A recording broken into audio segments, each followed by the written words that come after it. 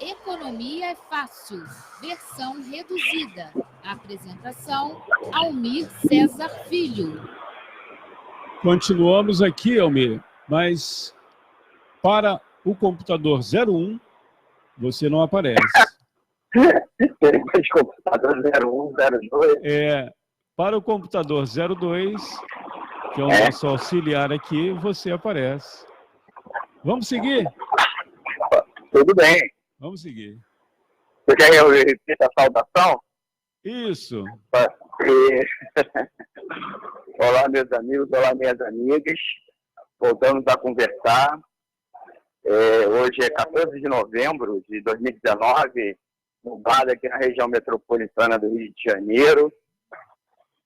Novamente nós voltamos com o boletim do Economia é Fácil durante as transmissões do boletim de Censura Livre, conversando sempre sobre os destaques do noticiário econômico do dia, tentando traduzir a linguagem do trabalhador e da trabalhadora. Como sempre a gente pede aos nossos amigos e amigas apertar o like e compartilhar, né, as nossas postagens para fortalecer o projeto, se inscrever lá no nosso canal do YouTube, né, lá no YouTube, o canal do Economia Fácil, que é mais uma opção para vocês verem, assistirem nossos vídeos, né?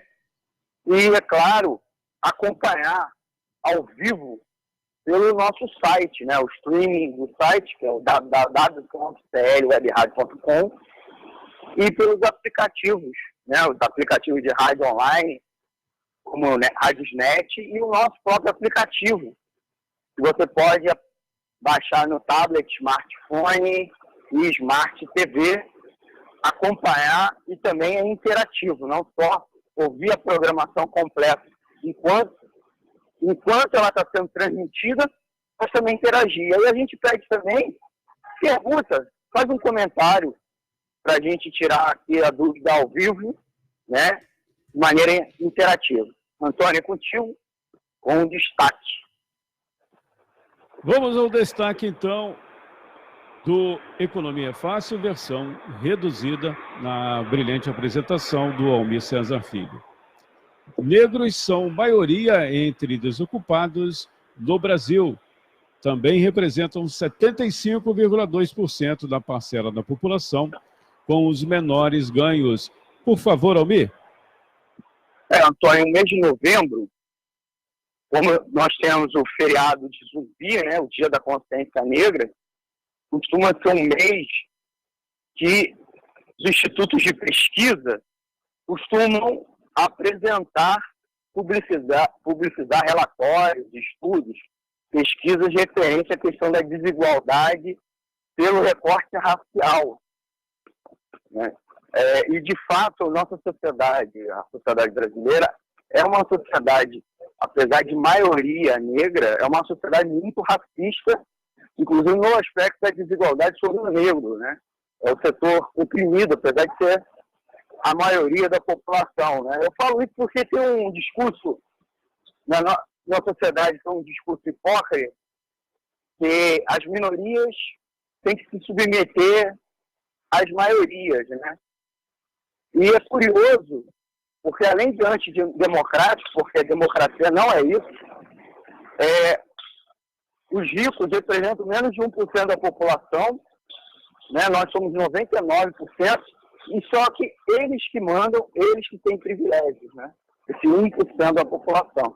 Então, esse discurso da maioria e das minorias é totalmente falacioso e, na verdade, é uma desculpa para conseguir a opressão e seguir o status quo da nossa sociedade. Então, como eu estava dizendo, no mês de novembro acaba vindo a público muitas pesquisas, muitos relatórios, na qual dá dados quantitativos e qualitativos dessa desigualdade que a gente sente no dia a dia, né? Mas que muitas vezes a gente acaba invisibilizando, porque naturaliza, né? Quando a gente vê algo errado. Todos os dias a gente não se passa a achar aquilo certo, a gente simplesmente abstrai que aquilo é errado. E em outras medidas a gente não consegue identificar a causa, né? Então, eu tive a oportunidade agora, nessa manhã, de ver várias pesquisas, né, referentes a essa questão da desigualdade, no noticiário, inclusive no noticiário especializado, o que é raro de acontecer, né, um noticiário especializado em economia, mas aparece, né? E o informativo sobre desigualdades sociais por cor, raça no Brasil, foi divulgado ontem pelo IBGE, pelo Instituto Brasileiro de Geografia e Estatística, que é o órgão oficial da União, do governo federal, e concluiu que pretos e pardos que compõem a população negra do país são a maioria entre os trabalhadores desocupados, 64,2%, ou subutilizados, são 66,1%. Né? O levantamento apresentado no mês em que se comemora o Dia da Consciência Negra, lembrando que agora, dia 20 de novembro, reúne dados de diversas pesquisas, como a síntese dos indicadores sociais, o censo e principalmente a pesquisa nacional por amostra de domicílio contínua, a PNAD contínua de 2018. Então, são dados até recentes. E vocês vejam, apesar de os negros serem a maioria de desocupados e subutilizados, portanto, o desemprego no Brasil está muito alto, né? Há mais que 13 milhões de desempregados, de desocupados, e é uma situação ainda mais dramática em torno da subocupação, que a gente frequentemente explica aqui, que é quando o trabalhador está trabalhando menos horas, ele se dispõe a trabalhar e impostos de trabalho aquém da sua capacitação, né? Frequentemente é o que a gente chama de bico, né? O trabalho por conta própria, para o cara buscar alguma fonte de renda nesse momento de desemprego. E, apesar da população negra e parda ser a maioria da população, é evidente, e de certa maneira isso se refletiria no dado do desemprego, só que é muito maior o desemprego, né, a subocupação, a desocupação em cima desse segmento da população. Porque vocês vejam, atualmente os negros representam 55,8% da população brasileira e 54,9% da força de trabalho. Então, se o desemprego atingisse de maneira igual brancos e negros, esse deveria ser o percentual de desocupação de negros no total da desocupação, e não é. Então, nós temos uma realidade que afeta mais negativamente ainda, né, a população preta e parda do país. Então, o desemprego também é desigual.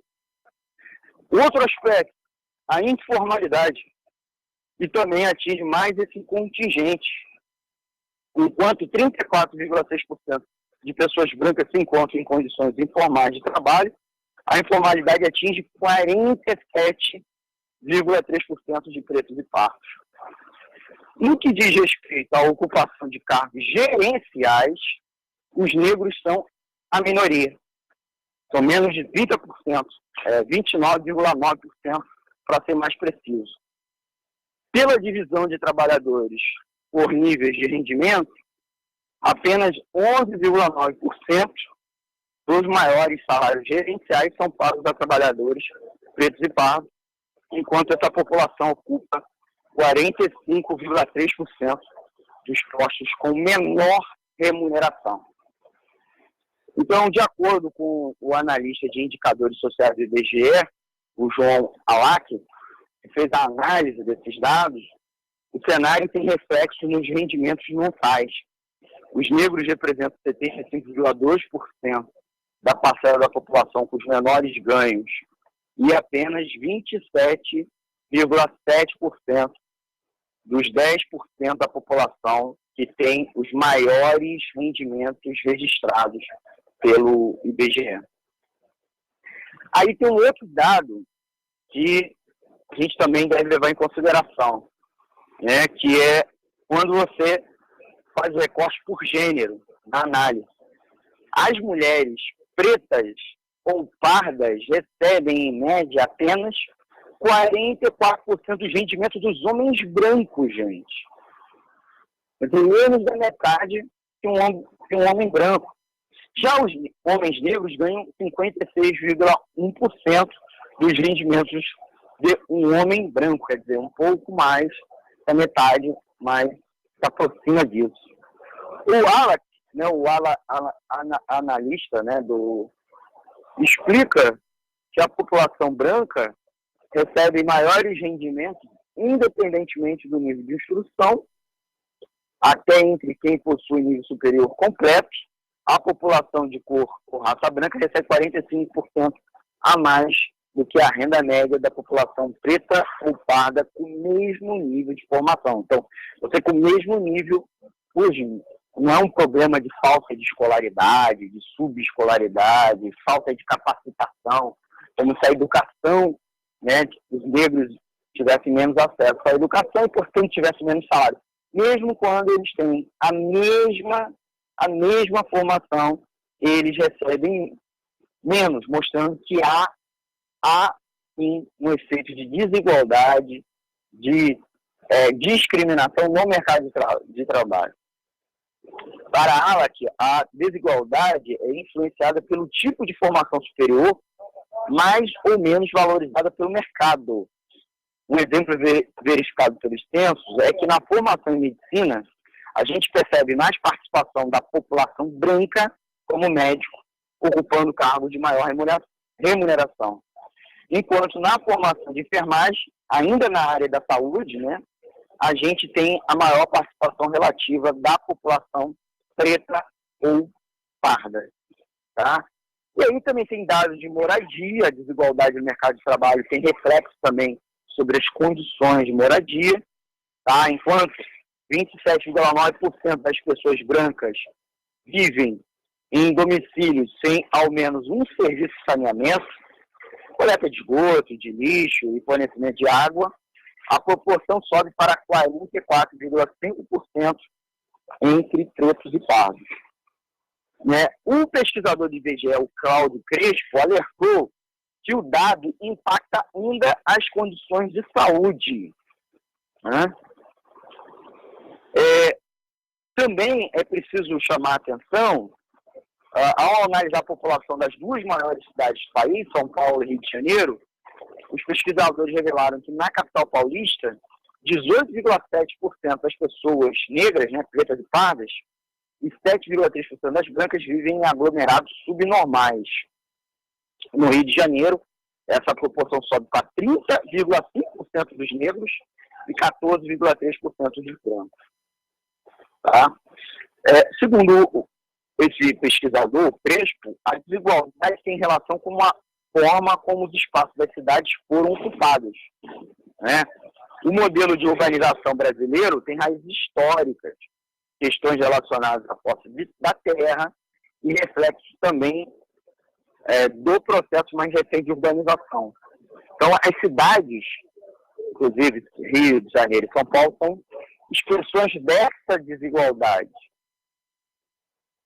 Ainda tem indicadores como adensamento familiar excessivo, quando mais de 3 pessoas dividem o mesmo dormitório, a proporção é de 7% dos pretos e pardos e 3,6% dos brancos.